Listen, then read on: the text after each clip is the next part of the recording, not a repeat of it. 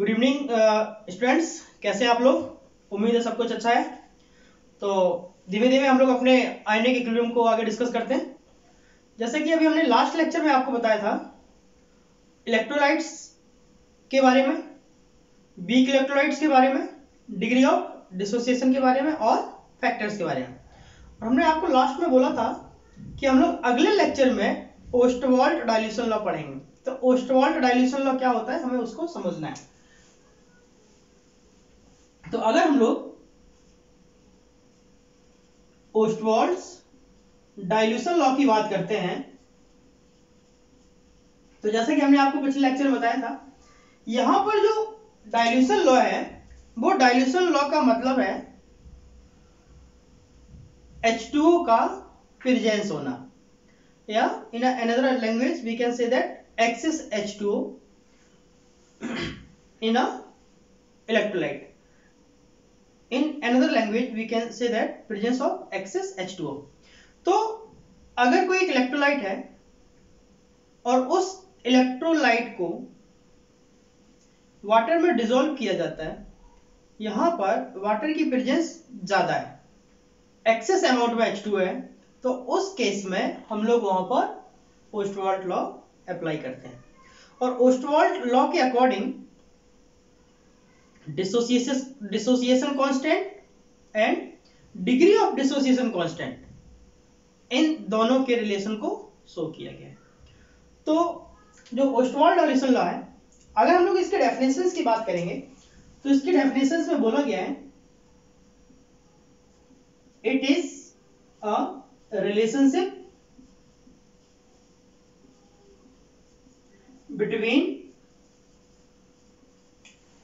it is a relationship between dissociation constant and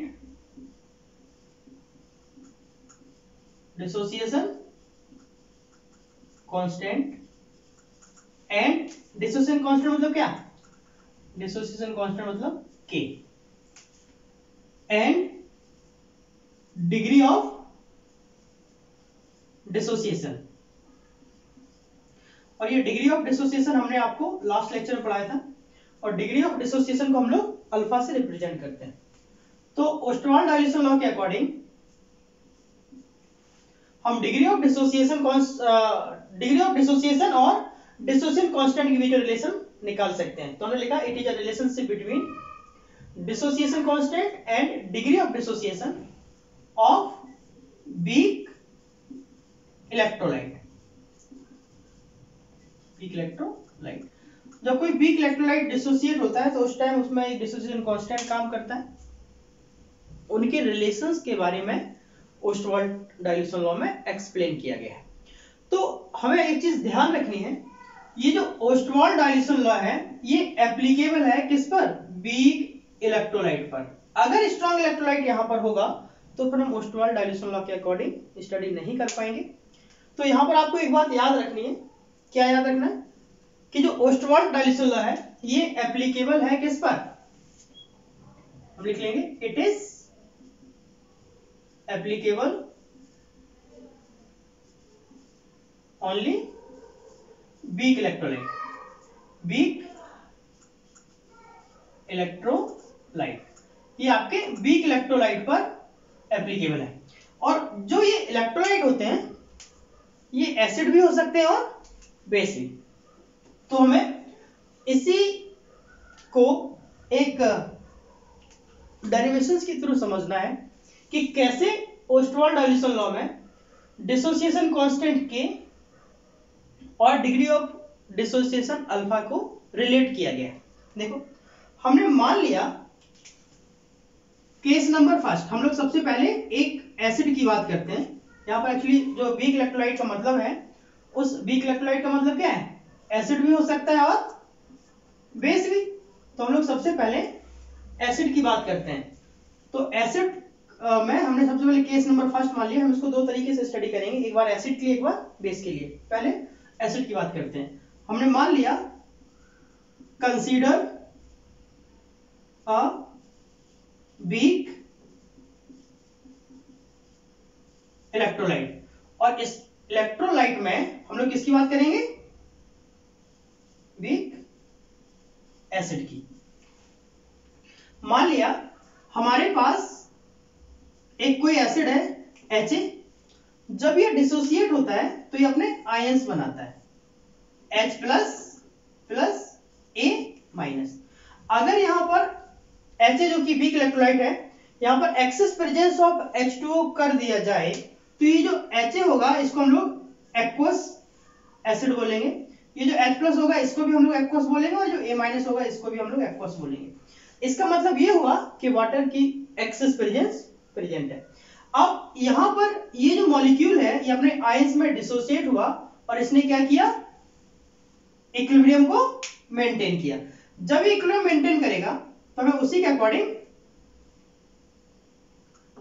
study करनी है।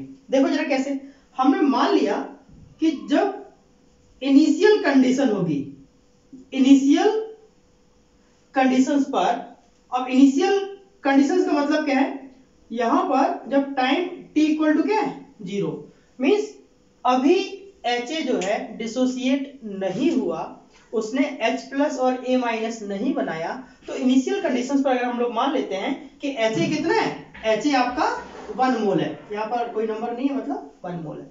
और हमने क्या बोला, अगर ये इनिशियल है तो H प्लस और A माइनस की वैल्यू क्या होगी 0 0। ये बात हम लोग केमिकल इक्विलिब्रियम में भी डिस्कस कर चुके हैं, फिर से एक बार समझ लो। जब Ha जो कि वीक एसिड है, अगर वो इनिशियल फॉर्म में है, वो अपने आयंस में कन्वर्ट नहीं हुआ, तो उस टाइम उसका अपना 1 मोल है। बट जब H प्लस और A माइनस की बात करेंगे तो उसका अभी कोई भी अमाउंट नहीं है, इसलिए उनको हमने क्या बोला 0 0। लेकिन अगर हमने यहां पर लिख दिया एट इक्विलिब्रियम, एट इक्विलिब्रियम का मतलब क्या, जब वो आयंस बना लेगा और इक्विलिब्रियम को मेंटेन कर लेगा। तो जब वो इक्विलिब्रियम को मेंटेन करेगा तो यहां पर इसके जो 1 मोल, हमने इसकी कंसंट्रेशन की बात कर रहे हैं, यहां पर जो 1 मोल अमाउंट की बात कर रहे हैं, इसके अमाउंट में कुछ ना कुछ कमी हो जाएगी। आई मीन ये जब डिसोसिएट हुआ तो इसके अपने अमाउंट्स में कमी होगी, और जितना इसके अमाउंट में कमी होगी उतनी ही H प्लस और A माइनस में अमाउंट इंक्रीज होगा। तो हमने मान लिया कि हमारे पास जो डिग्री ऑफ डिसोसिएशन है, आई मीन जब ये डिसोसिएट होगा तो उसमें जो अमाउंट की कमी हो रही है वो क्या है, अल्फा है। तो हमने क्या किया 1 माइनस अल्फा ले लिया, मींस 1 पहले से था और अल्फा कम हो गया। तो जितना ये कम हुआ उतना ही यहाँ इंक्रीज होगा, तो यहाँ पर क्या हो जाएगा, ये भी अल्फा और ये भी अल्फा। अब चूंकि हम लोगों को यहाँ पर law of mass action apply करना होता है अकॉर्डिंग टू केमिकल इक्विलिब्रियम, तो हम लोगों को जो हम लोग law of mass action apply करते हैं, तो आप लोग जानते हैं कि यहाँ पर जो लॉ ऑफ मास एक्शन में फैक्टर यूज होते हैं, जो कंडीशंस हम लोग यूज करते हैं वो कंडीशंस कंसंट्रेशन होती है। तो हम लोगों को यहाँ पर कंसंट्रेशन निकालनी है। क्या निकालनी है, कंसंट्रेशन। मतलब जब इक्विलिब्रियम मेंटेन हो जाएगा तो Ha, H प्लस और A माइनस का कंसंट्रेशन क्या होगा। हमने मान लिया कि एक वीक इलेक्ट्रोलाइट है जो कि Ha है, और ये वीक इलेक्ट्रोलाइट कोई भी वॉल्यूम ऑफ सॉल्यूशन में डिसॉल्व हुआ। तो हमने मान लिया कंसीडर वीक इलेक्ट्रोलाइट, यहां पर हम कंडीशन मान लेते हैं, लेट वॉल्यूम ऑफ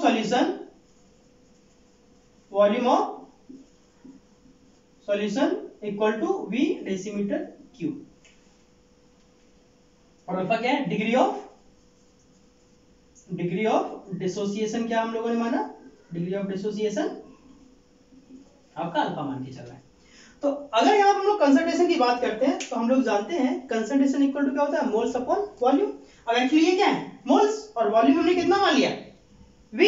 तो अब जब हम लोग यहां पर कंसंट्रेशन की बात करेंगे तो क्या बनेगा 1 माइनस अल्फा अपॉन V। यहां पर क्या होगा, अल्फा बाई V, यहां पर क्या होगा, alpha by V। It means ये इसकी क्या आ गई, कंसंट्रेशन। जब हमारे पास ये कंसंट्रेशन रिसीव हो गया तो हम लोग इक्विलिब्रियम के बेस पर इसमें law of mass action apply कर देंगे। तो हम लोग लिखेंगे according to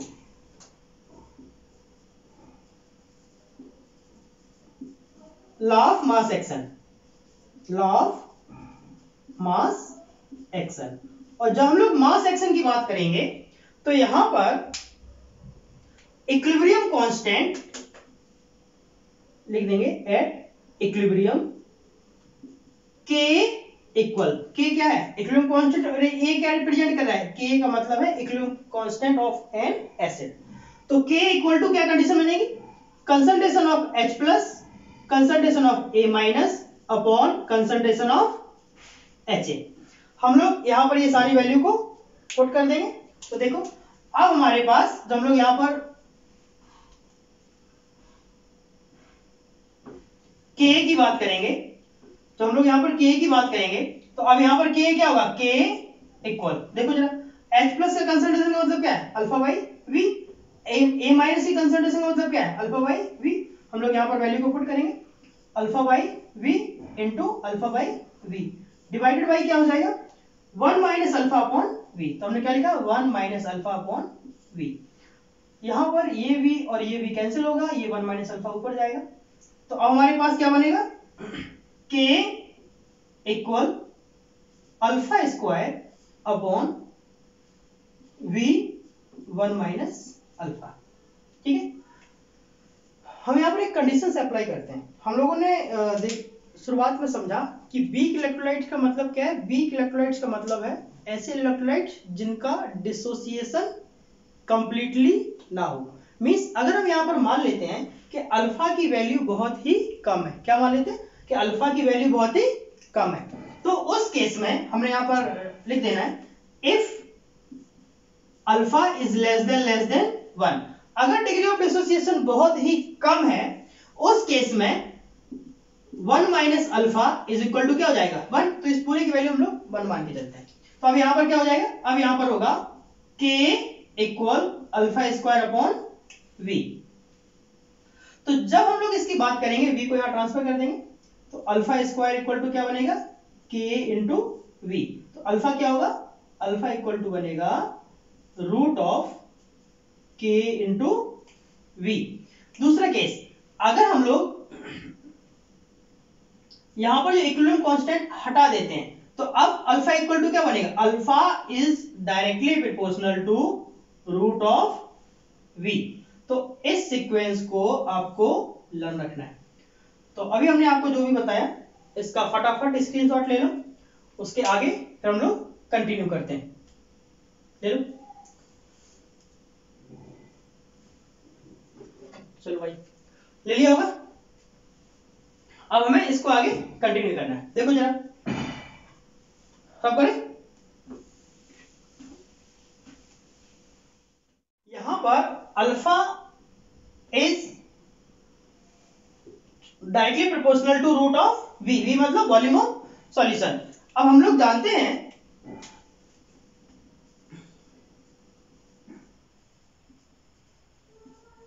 we know that c equal to 1 upon v।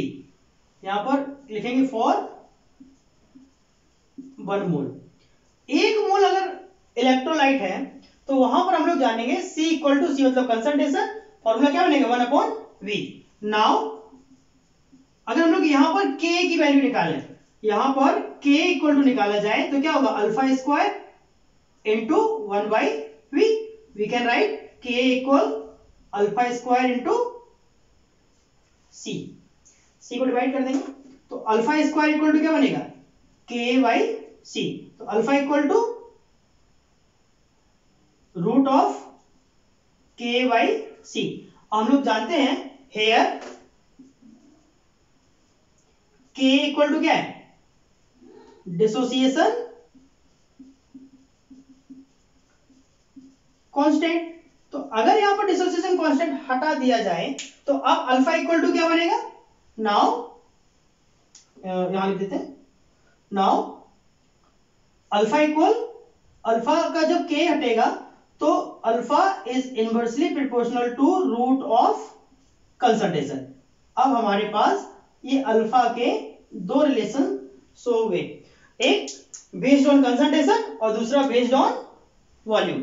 तो ये आपको दोनों फॉर्मूले याद रखने हैं। और एक चीज समझ लो, ये जो ओस्टवाल्ड डाइल्यूशन लॉ है ये बहुत इंपॉर्टेंट है, 100% इसमें से कोई ना कोई क्वेश्चन पूछे जाते हैं मेंस और नीट के लेवल पर, तो ये बहुत इंपॉर्टेंट है, तो आपको इसको बिल्कुल नहीं भूलना है। हाँ, इसमें ये रिलेशंस बहुत पूछे जाते हैं, थ्योरेटिकल भी आ सकता है, फॉर्मूले के बेस में भी आ सकता है, या हमको इस पूरे डेरिवेशंस की फॉर्म में भी न्यूमेरिकल पूछा जा सकता है। लेकिन आपको ये डाइल्यूशन लॉ में दो तीन बातें बहुत याद रखनी है। एक तो ये वीक इलेक्ट्रोलाइट पे काम करता है, नेक्स्ट अल्फा और वॉल्यूम्स के बीच का रिलेशन, और अल्फा और कंसंट्रेशन के बीच का रिलेशन। तो ये आपको याद रखना है कि जो डिग्री ऑफ डिसोसिएशन होगा that is also represented by alpha, degree of representation is directly proportional to root of volume of solution. Same case if we will say about to concentration, then degree of dissociation is inversely proportional to root of concentration। तो ये दोनों ही statement आपको theoretical की form में और फॉर्मूले की form में दोनों केस में आपको लर्न रखना है। तो ये हमने आपको अभी एसिड की बात कर रहे हैं। किसकी बात कर रहे हैं? एसिड की। तो जो ओस्टवाल्ड डाइल्यूशन लॉ है उसमें डिग्री डिसोसिएशन कांस्टेंट और डिग्री ऑफ डिसोसिएशन और डिसोसिएशन कांस्टेंट के बीच में रिलेशन शो हुआ, जो कि हमने आपको यहां पर करके भी बताया। अब ये बात हम लोग किसके लिए डिस्कस कर रहे थे? किसके लिए? वीक एसिड के लिए। अब हम लोग वीक बेस की बात करते हैं, ठीक है? तो इसका आप लोग स्क्रीनशॉट ले लो, फिर हम लोग इसका आगे कंटिन्यू करें। रख पड़े? ओके।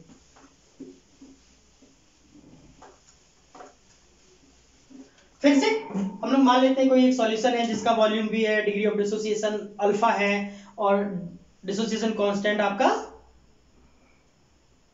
के बी होगा, के ए नहीं होगा। बिकॉज केस नंबर फर्स्ट में हम लोगों ने एसिड की बात की, बट अब हम लोग बेस की बात करेंगे। किसके लिए? बेस की बात करेंगे। तो चलो केस नंबर सेकंड की जब बात की जाएगी, केस नंबर सेकंड, ये हमने आपको केस वन केस टू इसके फॉर्म में पढ़ा दिया, बट ऐसा किसी बुक में नहीं है, वो हमने बस आपको मेमोराइज करने के लिए कि एक एसिड है एक बेस। फॉर वीक बेस इसमें भी हम लोग एक्वस फॉर्म में लेंगे बिकॉज H2 प्रेजेंस में मान के चलते हैं। तो यहां पर अगर हमारे पास एक कोई बेस है BOH और जब ये डिसोसिएट होगा तो B plus plus OH minus इस तरीके से वर्क करेगा। इसका भी इनिशियल कंडीशंस पर हमने अगर मान लिया कि इसका अपना कंसंट्रेशन कितना है 1 है, तो इन दोनों को क्या हो जाएगा 0 0। हमने माना एट इक्विलिब्रियम, जब इक्विलिब्रियम पर इनके मोल्स की बात की जाएगी, इनकी कंसंट्रेशन की बात की जाएगी, तो क्या बनेगा 1 माइनस अल्फा, ये अल्फा और ये अल्फा। तो जब हम लोग इसके कंसंट्रेशंस की बात करेंगे तो क्या बनेगा 1 minus alpha upon V, alpha upon V, alpha upon V. पहले भी समझाया था, कोई चेंजिंग नहीं है, फिर से समझ लो। यहाँ पर वीक बेस लिया, जब इनिशियल कंडीशन है, इनिशियल कंडीशन का मतलब क्या है, जब t इक्वल टू 0 है, उस केस में इनिशियल मोल कितने हैं 1, तो इन दोनों के मोल्स में कोई फर्क नहीं पड़ेगा। नेक्स्ट, बिकॉज क्यों नहीं फर्क पड़ेगा? क्योंकि वो अभी है ही नहीं। जब वो इक्विलिब्रियम को मेंटेन करेंगे, अपने आयोनाइजेशन की फॉर्म में कन्वर्ट होंगे, तो इस केस में जितना डिसोसिएशन इसका होगा उतना ही इन दोनों का इंक्रीज होगा। तो यहाँ पर t इक्वल टू 0 और यहाँ पर after some time t equal to क्या होगा इक्विलिब्रियम, मतलब इक्विलिब्रियम मेंटेन हो चुका होगा। उसके बाद हम इसकी कंसंट्रेशन की बात करेंगे तो कंसंट्रेशन क्या होगा 1 minus alpha upon B, alpha upon B और अल्फा अपॉन बी। एक चीज और याद रखना है कि यहाँ पर जो हम लोग बात कर रहे हैं वो एक्वस फॉर्म में बात कर रहे हैं, ये आपका एक्वस फॉर्म में है। नेक्स्ट, अब हम लोग फिर से according to law of mass action, rightly we can say that applying law of mass action. और जब हम लोग इसके मास एक्शन की बात करेंगे तो आपको याद रखना है कि ये हम लोग किसकी बात कर रहे हैं, बेस की। तो यहां पर जो कांस्टेंट होगा वो K की जगह क्या हो जाएगा KB, तो KB equal B plus OH minus upon BOH। तो फिर से हम लोग इन सबकी वैल्यू को पुट करेंगे, तो इसका वैल्यू क्या है alpha upon V into alpha upon V over 1 upon alpha into upon V भी कैंसिल हो जाएगा। तो फाइनली हमको क्या मिल जाएगा, हमको मिल जाएगा alpha square upon V 1 minus alpha, 1 minus alpha. हमने फिर से कंडीशंस मान ली क्या, if 1 minus alpha is equal to 1, क्यों अल्फा इज लेस देन 1। अगर अल्फा की वैल्यू 1 से बहुत कम है तो 1 माइनस अल्फा की इक्वल टू क्या हो जाएगा v।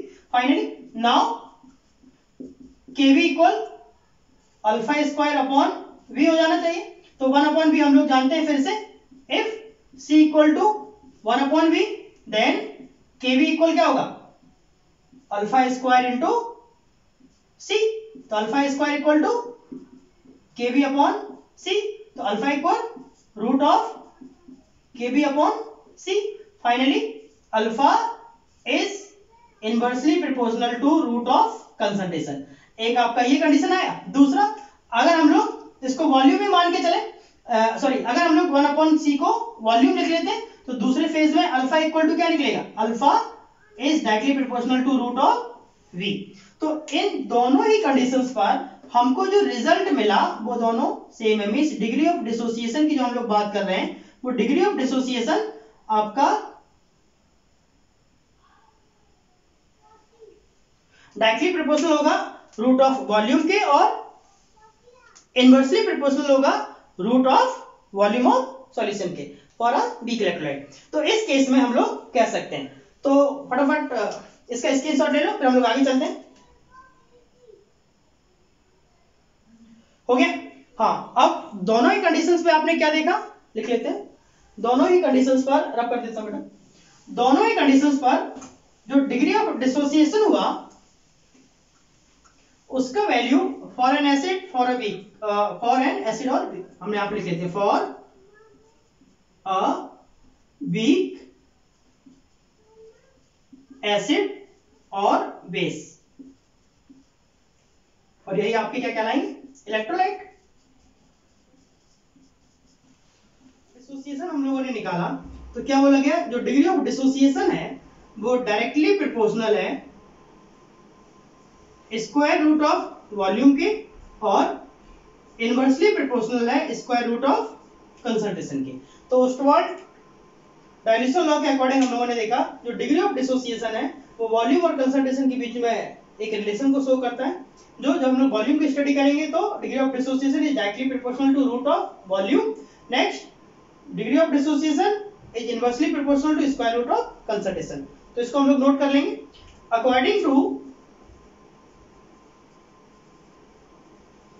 According to Ostwald dilution law, Ostwald dilution law के अकॉर्डिंग क्या बताया गया, at constant temperature, at constant temperature the degree of dissociation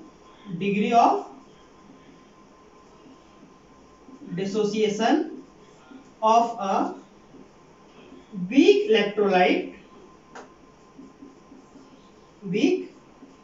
electrolyte is directly proportional